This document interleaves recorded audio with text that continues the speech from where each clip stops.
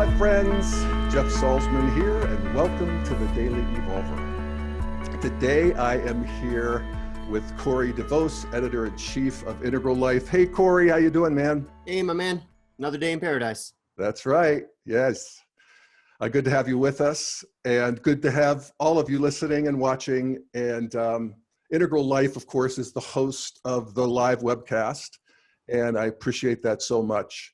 And I encourage everybody to check out Integral Life, the main Integral portal in the world, and to become a member if you are so inclined. All right, so today I want to take a look at some of the feedback that I've been getting from listeners and viewers. And I have to say that I really do love when I hear from you people and what I hear from you people. And I have to say I have really good listeners. I mean, a lot of it's very positive. It's very encouraging to me. But there's also a lot of it that just, you know, sort of tries to correct thinking or add something to it. And it really helps me to grow in my own integral process. And I want to encourage that. There's a couple ways for you to get in touch with me. One is just good old jeff@dailyevolver.com. And you can also send a voice memo to that address. And then I can play it live. I'm going to play some live today here. And then the other is to go to my website, dailyevolver.com, and you can leave a message there. There's a little orange button that's part of a speak pipe thing. You press it, and it's very simple, and that's a way of talking to me too. So the feedback I'm going to share today all sort of lines up around a bigger theme, and it's interesting when I read comments, you know, how these themes emerge. And today the theme is just the sense of what is it to move into integral consciousness, integral functioning. You know, how does that feel different? How does that look different? What's the experience of moving a vertical stage of development? You know, if integral theory is correct, integral consciousness is as different from postmodern consciousness, which precedes it, and modern consciousness, which precedes it, as they are from each other. And there's radical new capacities that arise as we enter integral. And I got some really good descriptions of that. So I'm going to start with an audio that I got from a listener, relatively new listener, as he'll explain, from my Daily Evolver Speak Pipe. And this is an audio from Tom Van Galen. And I think all I need to do is press the share screen.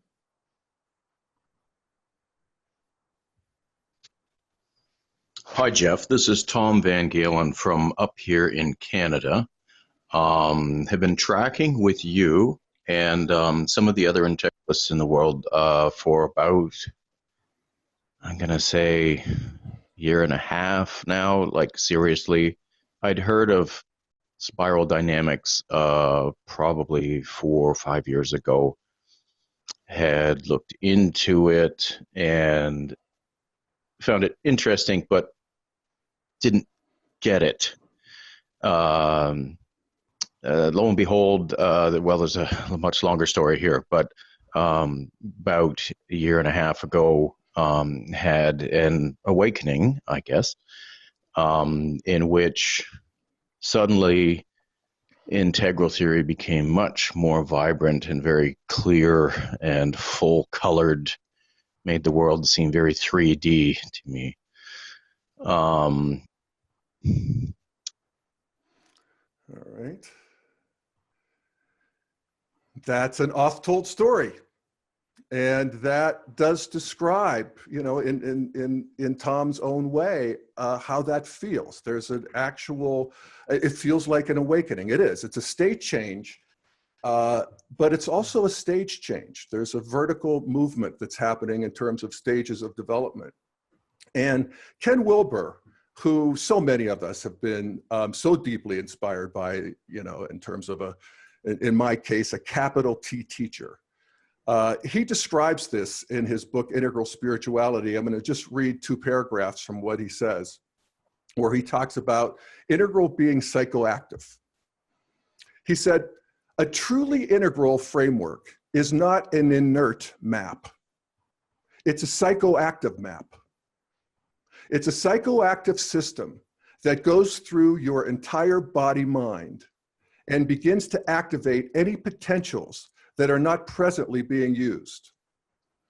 Once you download the integral operating system, it's simply and almost automatically beginning to look for areas that the integral map suggests you possess, but that you might not have consciously realized until the framework activates them, lights them up, and makes you realize that you have all of these possibilities in your own being.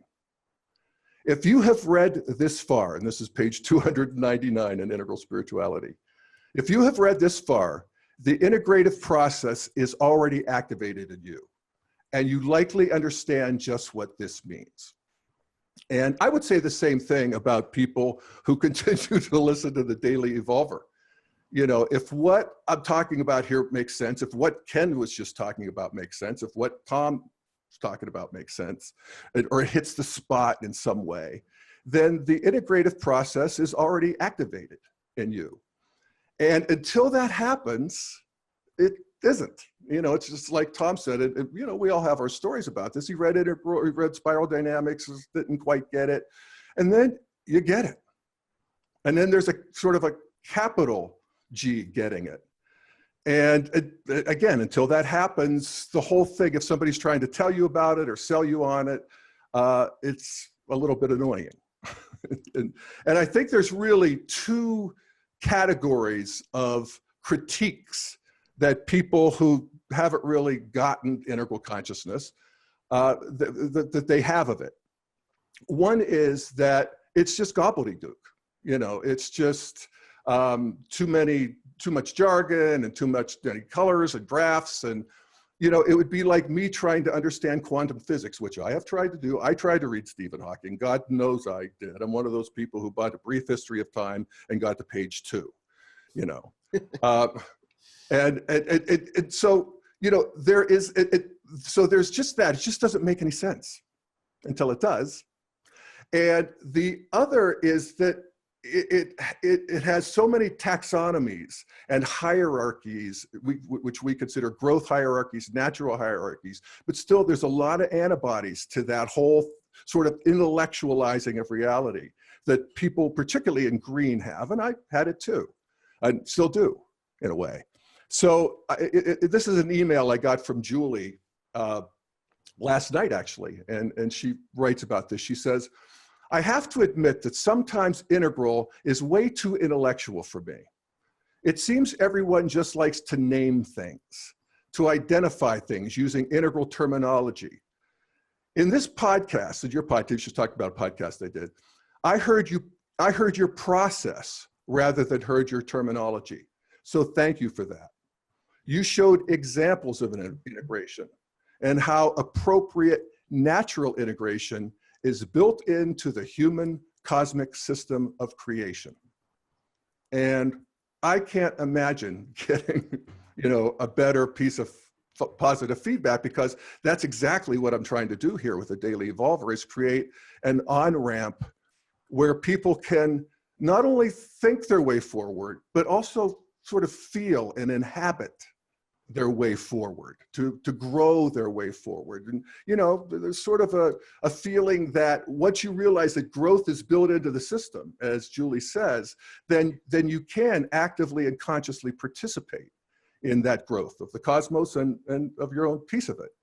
And so that's great. The second thing I would say is probably a necessary defense of all the taxonomies and jargon and all that stuff. And, you know, I would just say, think of it as a map. And if you are exploring new territory, a new continent that you don't know much about, the better your map is and the more detailed it is, then the more likely you are going to be able to stay there and take up residency. So that is, so that's a, you know, a defense of that. But again, it just sort of arrives. We don't have to make it happen. It's like a 9-year-old doesn't have to work really hard to become a 10-year-old.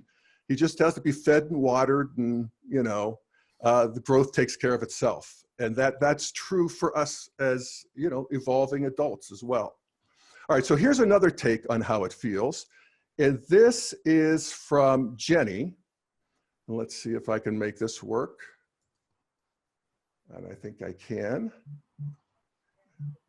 Okay, all right, so hang on, I'm gonna share a screen again so you could hear it.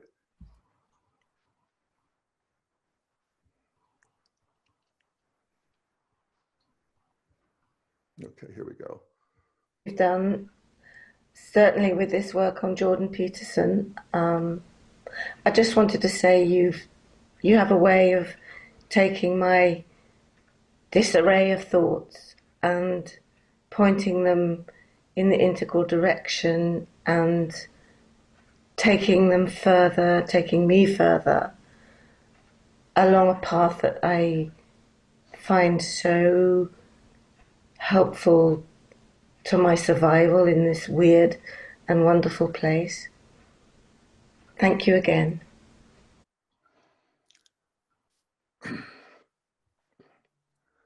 And I love that. You know, again, that's what I'm trying to do here. And that disarray of thought that Jenny's talking about, it feels like that. That's sort of the end of the first tier where it's all just sort of confused and everything's online, and there's a lot online for people who are at, you know, modern and postmodern and, you know, all of these earlier stages. And it is confusing. And then it begins to fly in formation. And what is happening is that we actually have a bigger space of consciousness, you know, and it's radically different than the earlier stages again. And that doesn't mean that we're not still human beings and we're not still navigating this world and navigating new territories. But all of a sudden, we can see the system of thought, the worldview that we used to be limited by. And as we say in Integral, what was subject, in other words, what was me, what was my identity, what was Jeff, suddenly becomes the object of a bigger subject, a bigger Jeff who could see that other Jeff and could see all of the other Jeffs that came before him and can contain them all in this new, bigger identity. And it comes on in a couple stages. Integral itself comes on in a couple stages. We talk about moving into Teal, which is sort of entry-level Integral in the sense of it sees this. It sees evolution, it sees development, it sees it in our own interiors, it sees it in culture, it sees it in third person in terms of technology.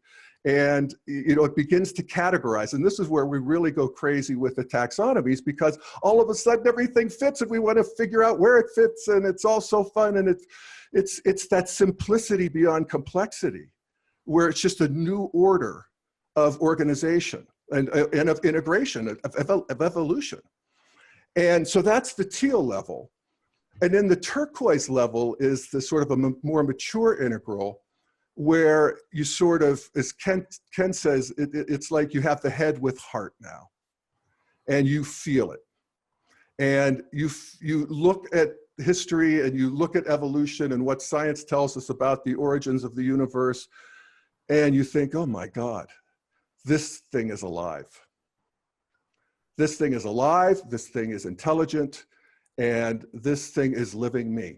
I'm not just living it. I'm living it too, but it's also living me. And that is, you know, this new, bigger identity. And it's psychoactive, indeed. And I would also say, and you know, just to put it all in perspective, that every stage is psychoactive. When you first hit it, you know, I could remember my own growth. As you know, I was a little kid. I was chaotic. I was, you know, up to 5, 6, 7, I'm running around, I'm exploring the world, I'm not overthinking, I'm not thinking too far ahead, I'm trying to get what I want, I'm crying when I don't. You know, it's the whole thing that we do as kids And that's sort of, human history has that same quality too, a lot of it, back before, we're civilized into a traditional worldview. And that happens as individuals. Well, for me, it happened, I'm thinking third grade, age 8, 9, all of a sudden, all of that wasn't enough. It was boring. It was, I'd done enough of that. And I suddenly had a realization, and this is again, a capital R realization in my book, that I was living in a bigger world than I thought. I was living in a bigger world than I had been limited to. And that actually, I was living in a great kingdom created by Almighty God, and where I was loved by Jesus. And, I expanded and I breathed in great drafts of space, as Whitman would say, of this transcendent good and evil, and the world reorganized around those two poles. And, like everybody else, I wanted to be good. And I always love the teachings of Trungpa Rinpoche, where he talks about basic goodness, not basic evil, basic goodness, because that's what we want. We don't always do it, and humanity doesn't always do it. But, those were the years when, I tried to do my chores without being asked. I was a Boy Scout, I was a devoted little Christian boy. I helped my grandma rake her leaves. And then, finally that became limiting. And I moved into orange modernity, and I realized that the religion doesn't quite explain it, that, God created the 6 days, the whole thing. I don't know. I'm going with science, and that's a new world, and that's psychoactive. And it's not just intellectual, it's a whole, 4-quadrant affair. And we move up there, and then that's not enough. Science isn't enough, and it's deadening. And, I want sensitivity, and I want sex and gay sex and drugs and rock and roll. And that's my move into green. And so that feels psychoactive. It, in some cases, literally was psychoactive, as I was doing some of those substances that brought that on. And there we go. And so with Integral, it's kind of the same thing, where all of a sudden, we're not so limited by our postmodern identity or our modern identity. We become more interested in the people that we had been demonizing, the people that we thought were, losers or stupid or co-opted or whatever we thought. Our enemies, our ideological enemies, become a little more interesting to us. And as we work with that, and at Integral, we do that as a practice. We take on the perspective of other people, particularly people who are annoying us. And we get in their skin, and we look out their eyes, and we do that as a practice. And, we do that imperfectly. We do it not to get it right. We do it to be faithful in a way. But eventually, we stop identifying with any single perspective or worldview in the way that we had. And we start identifying, again, with this bigger space within which perspectives are arising, within which worldviews are there, fully formed and available to us. And we realize that this bigger space has qualities of a loving intelligence that organizes them for us. Again, all of a sudden it flies in formation. It's like we didn't have to try, that it's just all there in a new organization. And that's, called being multi-perspectival and having flex flow vision logic. That's, well mapped in terms of adult development. So, so that's, how that feels. And I love what Jenny said about it. So the last thing I want to share is an email that I got from another listener, a longtime listener, and who writes me often, and I always appreciate his stuff, Tom Albertson. And he was commenting on, I think, the last episode I did on Trump's war cabinet drops a developmental level, where I was sort of bemoaning this ascendancy of John Bolton, who I really do consider to be dangerous, especially in combination with Donald Trump. And I made this case, and And Tom writes me, and he has, first of all, it's funny, God bless him. He has this like 2 or 3 lines about here, I thought you did a great job, really love Tom. And then this big long PS, the first paragraph of which is underlined. Can I just say, Jeff, that is one of the common qualities of integral consciousness, is that your PS all of a sudden becomes like 5 times longer. Yes, I agree. You're right. Thank you. That is a feature of this thinking. And so he writes and he says, okay, PS, I challenge you to produce just 1 episode of your show without interpreting / labeling something we don't like or that vexes us as a, quote, problem, unquote. And instead to interpret that same situation from a true second-tier perspective. In the same way you did when you reminded us that a 9-year-old is not a defective 12-year-old and therefore isn't a problem. He says, misapplying the simple problem-solving framework, and I love that, misapplying the problem-solving framework, which is the framework of first-tier memes, misapplying it to a highly divergent, multiplayer, multi-perspectival challenge that arises in a complex context would be like sitting in a high-end French restaurant and demanding a bottle of Heinz ketchup. And I resemble that remark, but at any rate, he goes on, and I love this last part. He says, in the orientation of the creative, and that's the new orientation.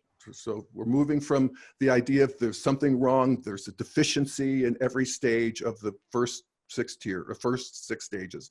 And then as we move into integral, we move into a sort of a creative orientation of the world. So that's what he's talking about. He says again, in the orientation of the creative, recall, we work with whatever shows up in our circumstances, making sure we know the full truth about our current circumstances as they relate to our vision, and embrace all of the circumstances as welcome and necessary input into the creative process moving forward. This is much more fun, effective, and empowering second-tier game to play. This is a much more fun, effective, and empowering second-tier game to play than the depressing, ineffective, first-tier problem-solving game. So, dang, Tom. I think that's really beautiful and right on, and is an example, and not the only one, I have to say, of my listeners being farther along the path than I am. And I mean that. And that is, I could feel the transmission right now in this moment of Tom's, insight. And indeed, we are moving from, just to put it in real simple language, we're moving from a fear operating system to a love operating system as we move into integral and into second tier.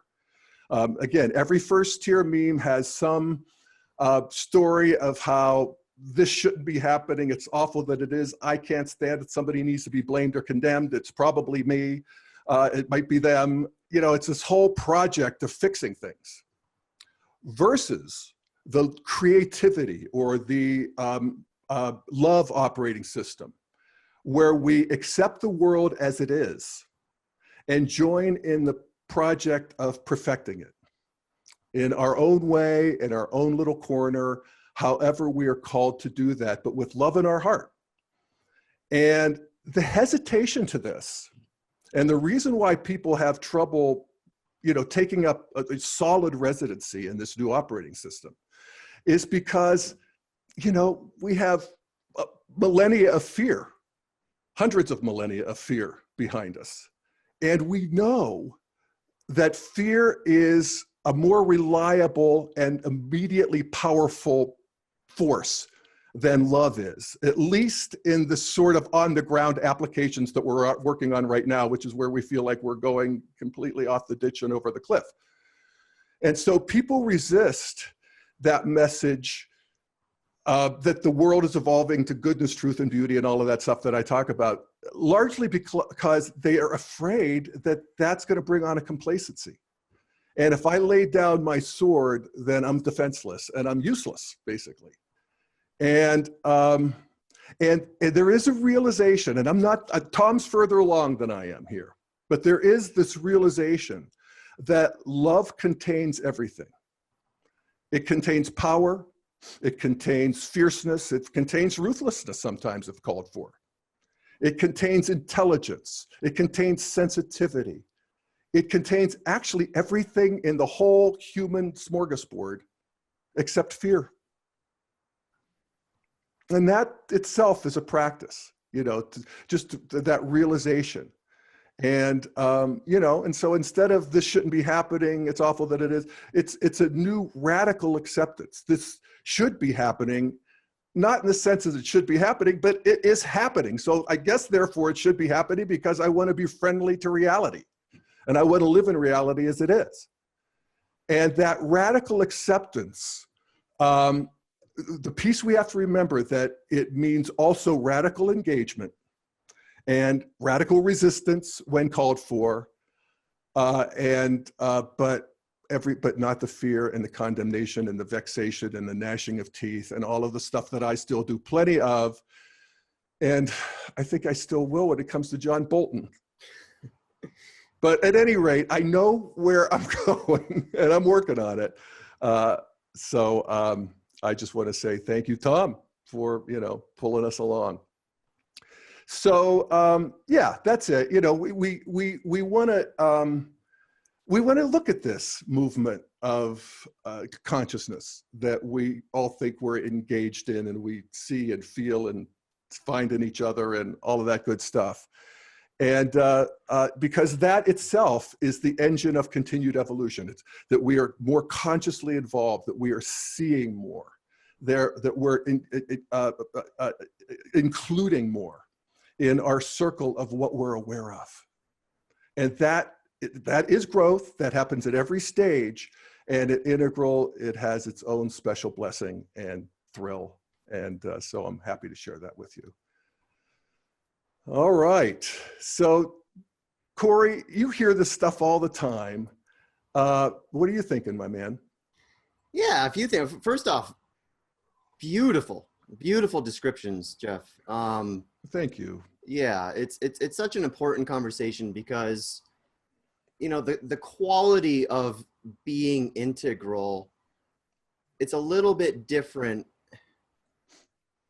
depending on where on the path you sort of are. Right. So I started getting into Ken's work when I was 19 years old. Really? Yeah. Wow. So you were an early adopter like me. Yeah. Yeah. Pretty early. Yeah. You know, and, you know, I sort of had this spontaneous spiritual implosion. Definitely not a love and light type experience. It was very powerful, sort of flipped me inside out, deconstructed me, and left me sort of in a pile. And I had to start sort of reconstructing myself. And fortunately, I found Ken's work about 6 months into that process and has guided me, you know, basically throughout my entire adult development. And I have so much gratitude that I, you know, found Ken's work when I did, because, you know, my memory of that time was there were so many doorways that I could have walked through. And so many of those doorways really do lead into, you know, some blind alleys. And I feel like I had saved myself in retrospect. I feel like I've saved myself so much time and energy by sort of, you know, finding Ken. And I'll always remember, you know, I was in a Barnes and Noble in, geez, must have been 1997, 96. And walking through the New Age section, as a lot of, you know, new journeymen do. And I saw the spine of the book, A Brief History of Everything. I was like, what an arrogant title, Jesus Christ. Who in the right mind would label, you know, would title a book A Brief History of Everything? And I pulled it out and I looked at Ken's face on the cover. I was like, oh, okay, that guy looks like he can write a book called. And I remember thinking, he looks like Superman on chemotherapy. You know, he totally had that look to him. And anyway, and that started sort of my integral adventure. And, for me, it's been a really long process, Well, let me just interrupt for a second, just to say that I want to note that you talked about feeling like a disintegration. Often the end of the stage is sort of feels that way. It's depressing. You're done with it. You're sick of it, and so there is a dark night.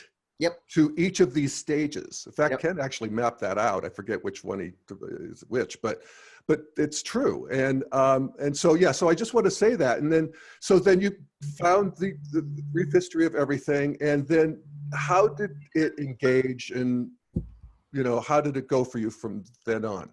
Yeah, well, so, I basically immersed myself. I started into, and I completely immersed myself. I pulled every book by Ken Wilber. I started combing through his bibliography, reading as much of those, as I possibly could. And it started this process of, I love how you and, how Ken describes the integral map as psychoactive. And that's exactly what it felt like. I started, memorizing the map.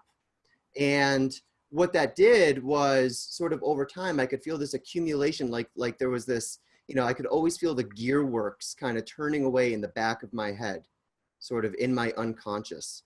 And slowly, and it began as sort of a clumsy thing where I'd look at a piece of information, a piece of data, or read a book or a perspective or what have you. And then I'd have to, consciously okay, let's push this through, some version of the 4 quadrants. And let's, it was a very deliberate sort of effort. Exactly. Over a span of, a long time. I mean, stage transitions take a long time. And honestly, I was getting into Ken's work when I was, really sort of starting to hit bright green, right? So it sort of, guided me through green in a certain way. And I think sort of kept me honest in a sort of way as I was going through that stage, so that I could pop out the other side, maybe 10, 15 years later. I don't really think I started embodying sort of the more second tier values and wisdoms of integral until I was, really into my 30s and had begun my integral career and was surrounded by integral peers and all of that. Well, you were hardcore. You moved out to Boulder, and I moved here just to work. I mean, it got to the point. Yeah, I drank the Kool-Aid. Yeah, well, and at that point in time, I actually had a very amber relationship with integral. So everything was sort of disintegrating around me, and all that was left was this desire to be part of something that was bigger than myself. It was this return to. It was this sort of consolidation, right, back to an amber identity that I had never really been able to cultivate as a child. Well, this became it for me. This became like, this is my bodhisattva vow.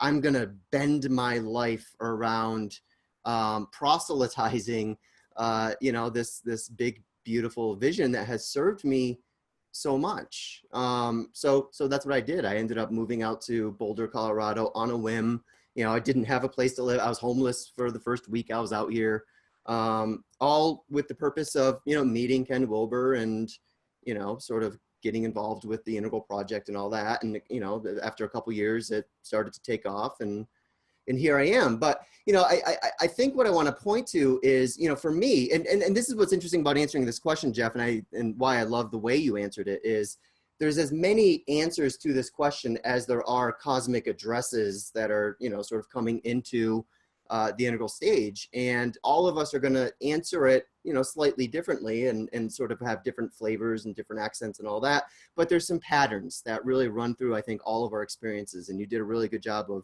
laying out what those were. And for me, it's interesting, oftentimes when we talk about stage development, we think about it as a very sort of ascending process. I mean, it's literally an ascending, we're climbing a ladder, and we make it to integral, and, hopefully with any luck, we continue evolving. But for me, in terms of the lifelong embodiment of integral, for me, it was largely a descending process, because it began with Ken's intellectual works, which expanded my mind, which allowed me to, using Ken's metaphors, download the integral operating system to the point where I could feel it churning away in the background of my consciousness, even when it wasn't at the forefront of my consciousness. Right. And that was... Go on, Turk. Well, so I think what that did was, as you mentioned, learning this map helps you, I think one of the major benefits of learning the integral map is that it helps you be more curious, naturally curious. There's this curiosity that comes online because it's, again, it's a psychoactive map that's itself inviting you directly into the territory. So suddenly you become a lot more interested in other people's experiences and other perspectives. And you begin to take those perspectives. At first you take some sort of like my imagining of these perspectives. It starts off as almost like, here's my caricatured version of your perspective. But as the process sort of takes root, I think you start to get a more kind of authentic, empathetic access to, these other points of view. And that itself, again, it's a descending process for me anyway. It's been a descending process. The expanding mind, the expanded capacity to take perspectives, that ends up expanding your heart. Yeah. Right. Well, and also descending in the sense that we consolidate and actually do rehabilitation on a lot of these earlier stages that we didn't really, that are still. All that, all that undigested meat, you begin to sort of be able to locate it, and you can see, I can be like, especially, your generation, I think, who get hauled up into green real quick. Yeah. Without getting the other layers installed. Yeah, and Jeff, I'm actually gonna put forth I'm gonna put a little nuance on that and say we're enculturated with a lot of green language that we learn how to use before we even hit a green cognition. So so that's why I think this conversation is so important, because it has so much less to do with what kind of idioms you use, what sort of, what kind of jargon you draw from. It goes so much further than the language you're using to communicate whatever it is you're trying to communicate. You really have to start looking at the quality of consciousness that is producing, that communication in the first place. Because, there's a lot of, and I was this guy. There's a lot of orange memorizing integral maps and using it purely as sort of a new taxonomy where I can locate and identify everything. And that's great for what it does. And I think that's great because that process itself invites you. It sort of leads you into a deeper enactment of this material. Well, and that's the Teal to Turquoise move too. Yeah, I think so. And again, that descending, by that increased capacity to take perspectives, that expands your heart. The heart always seems to, I think, follow, cognition usually leads these things. And then our values, our self-identity, our self-worth, all of that sort of follows behind. And with that expanded integral heart, that's where I think, one of Ken's most beautiful transmissions, hurts more, bothers you less, really starts to come into play. And, this was sort of my response to Tom's thing is, I think we get into trouble when we begin to sort of privilege either side of that street and we lose sight of the other. Because when you hit integral, when you have the capacity for, again, this integrative consciousness where you can see more, well, that means you feel more. And when you feel more, it fucking hurts, right? And it hurts deeply. I mean, and it's a toothpaste you can't put back into the tube. You can't close your eyes to the suffering, the ongoing moment to moment suffering that people endure, whether or not you've hit this big, beautiful integral consciousness or not. And when you do, you're aware of it. That's right. And if you get trapped in that suffering, then, I think like the commenter said, you can sort of get trapped into this perpetual game of lack and scarcity and fear and all of that. At the same time, if you overprivilege the other side of the street, the bothers you less, I mean, that's an on-ramp for all sorts of spiritual bypassing and for us to sort of glibly deny or overlook or, sort of compartmentalize, that suffering that actually happens. And I think that it's within that expanded, tenderized, integral heart that we begin to, some of these paradoxes and contradictions start to get resolved a little bit.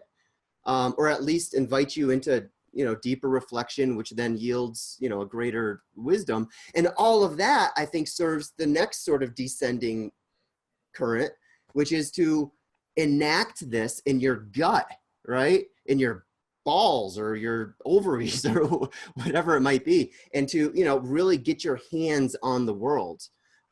Because it's sort of the fruit of this process where, again, you begin by memorizing what I would say the constructs of integral thought, which then leads you into a deeper understanding of what integral thinking is. And I think that's the much more interesting conversation, because it's the integral thinking that produces integral maps in the first place.